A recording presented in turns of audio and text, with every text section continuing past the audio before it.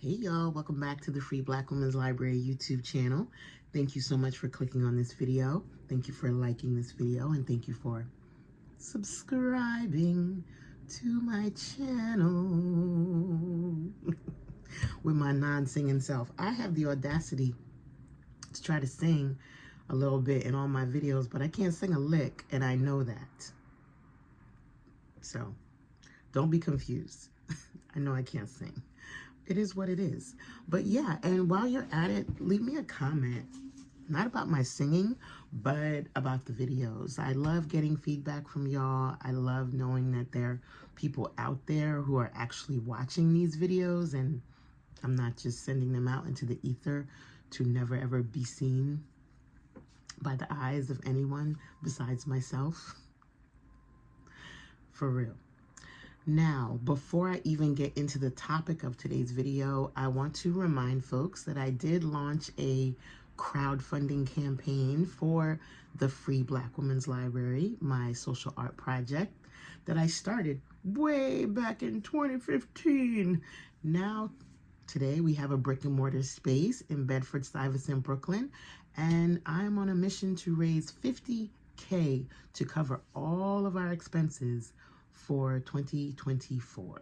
Okay, now in case you didn't know, this project features a collection of over 5,000 books written by Black women and Black non-binary folks, a wide array of free public programmings, workshops, teachings, film screenings, readings, deep, heavy cultural conversations. Okay, we be going in.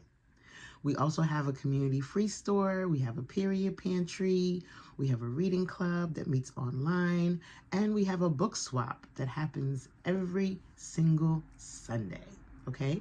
So go to givebutter.com/TFBWL to put some money in our proverbial collection plate, all right? Thank you so much. Now, let's get into today's video topic. I am talking about Rustin. Now, Rustin is a film that is currently streaming on Netflix, and it's inspired and based on the life of an iconic activist within the civil rights movement named Bayard Rustin. Now, this movie stars Colman Domingo, who is so fine. That is a fine man, okay? Colman Domingo is fine. Colman, if you're watching this, you are fine, okay? You look good, child. You look good. Colman Domingo is playing Bayard Rustin quite brilliantly, I might add. It also stars Chris Rock, Glenn Thurman, CCH Pounder, Audra McDonald, Jeffrey Wright, one of my favorite actors, Jeffrey Wright. Love me some Jeffrey Wright. It's directed by George C. Wolfe. The music is by Branford Marsalis. And it's produced by a bunch of different folks, but most notably, Michelle and Barack Obama. Now, I did not know that Michelle and Barack are producing films. I find that something worth noting, and I'm very curious to see the type of films they will continue to produce if they do choose to continue. But yeah, that really sticks out to me, the fact that it's produced by an ex-president and a first lady, and it is a film about a Black activist who was the key component in a march on Washington. Do y'all get what I'm putting down? Do y'all get what I'm putting down? Okay. Anywho, this film is really good for multiple reasons. One, I think it's important for us to know about Bayard Rustin. A lot of people don't know about him, and the fact that this film is out there. Now we kind of have a resource to spark conversation about this man's life. I don't hear too much about him within Black history, kind of mentionables, notables. People don't say his name for reasons, which I'll get into later. But yeah, this is good. Like, if I were a high school history teacher or a social studies teacher, I would have my students watch this film and then write a paper in response to it, or write a paper on Bayard's life, or another Black queer historical person that we don't speak of enough, such as Marsha P. Johnson, perhaps. So, anywho, I enjoyed the acting very, very much. I enjoyed the cast. I enjoyed the score. I thought the music was incredible. I enjoyed the costuming. I enjoyed the visuals and how they blended archives with fictional moments. And I enjoyed the pace of it as well. I didn't feel like it was too slow or too fast or too long or too short. It told a very specific story about a very specific time, which is, and moment in time, right? The March on Washington. Big event, major historical event, probably the very first and largest event as far as like the civil rights movement. I mean, this is where I ramble a little bit, but I just want to say that this movie is very significant in terms of Black history and the story that's being told. I will pause there and get to my notes because I wanted to talk a little bit about just some things that stood out for me, things to remember, things of note, things this film taught me, things this film brought to the surface that I might have already known, but just kind of emphasized and amplified it. So yeah, 4 things. The first one is the fact that they allowed Bayard Rustin, who's this iconic historical activist figure who did the most amazing things and had incredible ideas around labor and race and religion, the fact that they allowed his character to be so flawed and so messy was really awesome. It was really awesome. I think it's important for us to note that all of our historical figures, all of our heroes and sheroes, all of the change makers, the cultural workers, the brilliant theorists that we learned from, we read their memoirs, we listen to their speeches, we watch their interviews, and we learn, right? All these people were human beings. They were all human beings. They were all flawed. They all had attachment styles. They had traumas. They had avoidant personalities. They had they made mistakes. They were people. And I think it's important for us to see our heroes as human because they were, for one, and for two, we are human ourselves, right? And we are change makers ourselves. And I think part of what happens is we spend a lot of time focusing on our flaws and the things that we need to fix about ourselves instead of working on ourselves and at the same time recognizing our brilliance, recognizing our creativity, recognizing the fact that we bring goodness and love and care and transformation to the spaces that we inhabit, right? When we step into our power. I really appreciated the fact that we saw Bayard in his power, in his activism,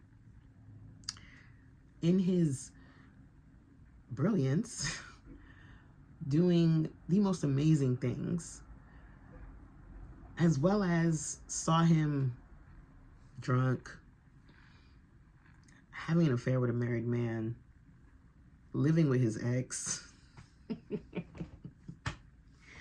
Bayard was a mess, child. Bayard was a mess, right? But he also was a genius. He was a political genius. He was a political strategist. Okay? He ate with that march and getting those people together. He ate, okay? So let's recognize our heroes and our sheroes as human and look to ourselves as human as well, and open ourselves up to the possibility that we are also change makers.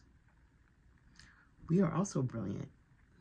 We are also cultural strategists who are pushing the world towards more safety, more access, equal amounts of care for all. Let me step off my soapbox and go to point number 2.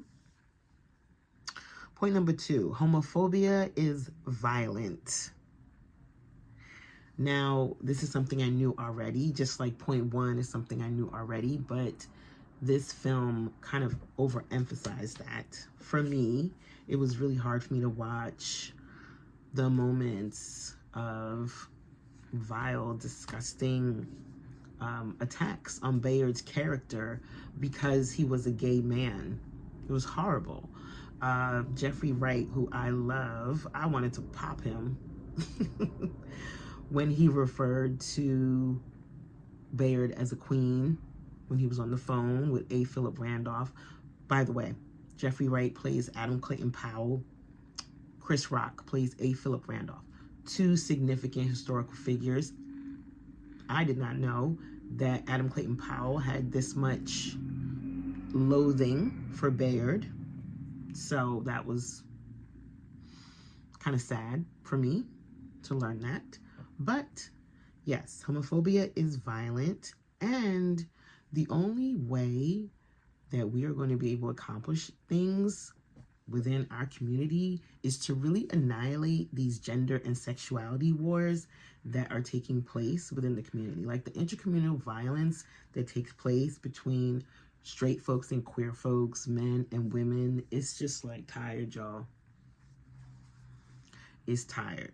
It's tired. So homophobia is violent. We need to abolish homophobia. It is a must. It is necessary. We need to abolish homophobia. Okay? Homophobia is violent.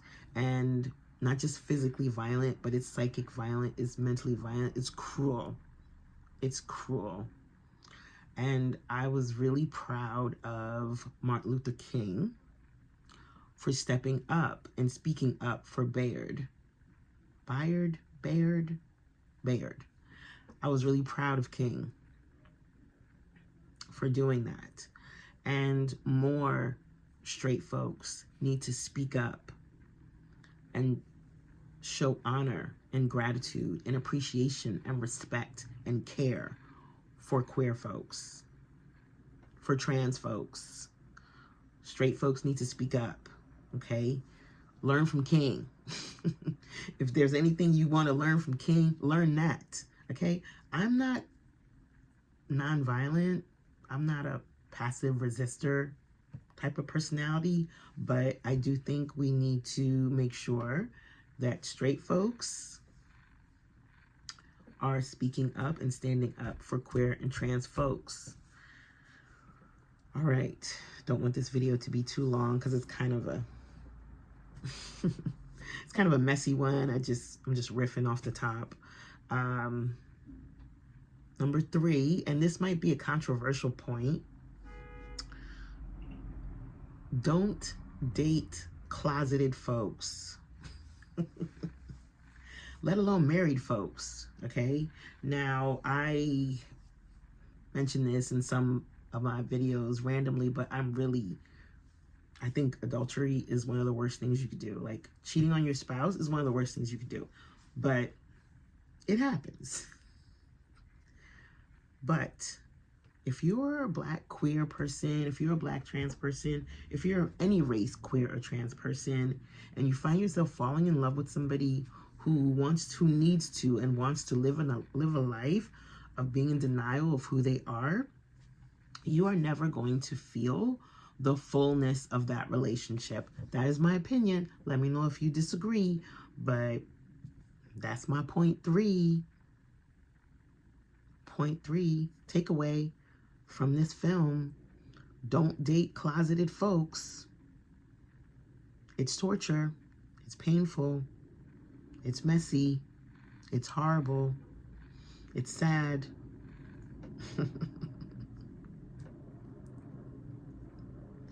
This is a deep political movie, but there's some nuggets in there that are not necessarily political, although the political is personal. Point number 4, worth mentioning. Last and final point. Behind every movement, there are many. There are many, okay? Think about all of the people who made this march happen. Not just the people who showed up, but the people who got the buses, the bathrooms, the sandwiches, the porta potties. From Bayard all the way down to the trash collectors at the end who cleaned up after everyone, right? So a lot of times when it comes to movements, we sometimes make the mistake of propping one person in the center. Like oftentimes when we think of the March on Washington, we think of the I Have a Dream speech. We don't necessarily think of Bayard Rustin, right? We also don't necessarily think of all those kids who went around begging those folks for money to fund the march. A little bit relatable for me as I have been begging for money for the library, but those scenes where you have these young Black children and white children going into these different towns and homes and giving these speeches about racism and the violence of racism and subjugation and brown versus board and white versus colored, like, think about how they had to put themselves out there for the sake of this movement. So we have this movement, right? We have this march, we have this moment where then we have this bill, these laws that gets passed as a result of these steps that were taken way back in this rundown building where the 3rd floor wasn't even inhabitable, and they had to have their meetings in the lot outside where the trash was, right? So behind every movement, there are many. So let's make it a point to remember that all of these so-called leaders from back then all the way to now are flawed characters and human beings. So let's remember to give them grace as we give ourselves grace and patience. And let's remember that behind every movement, there are a bunch of unsung, unrecognized heroes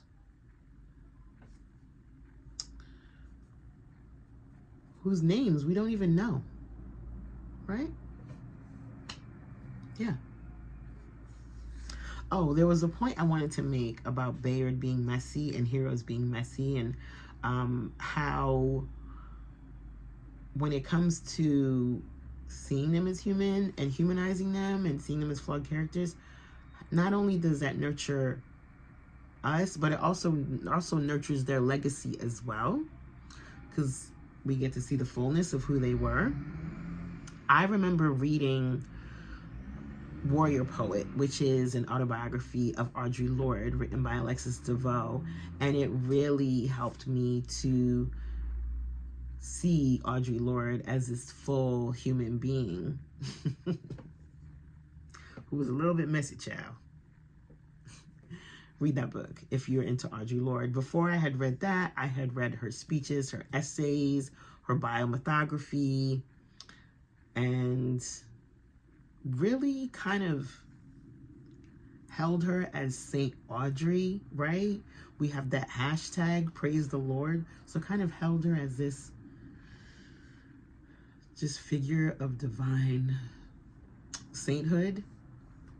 And I still see her as a divine spirit guide and muse, but I also know that she was a human being, you know, who did some things. So that's it. That's it for this video, y'all. If you made it to the end, please leave me a comment. Let me know. Have you watched Rustin? What did you think of this movie? I will say that I did have some tension around the whole nonviolence, passive resistance, extra, super humble, and I don't want to say pick me, but that's the word that comes to mind. But that sense, that would be really hard for me to embody that. That last final scene when we see Bayard picking up the trash, I was a little bit uncomfortable with that scene when all the young people are kind of watching him in awe and adoration. Like, he's so amazing. He put all this together and now he's picking up the trash. Like,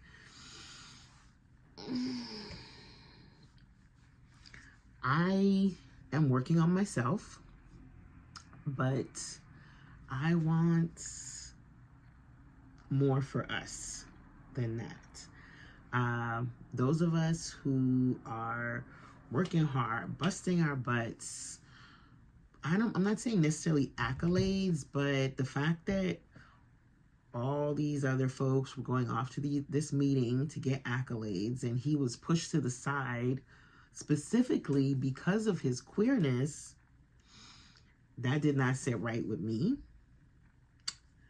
And I guess that goes back to my point too about homophobia being violent, because that really felt like a slap in the face. But yeah, that's the end.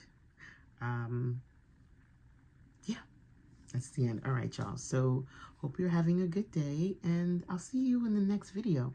Kind of, sort of. Bye.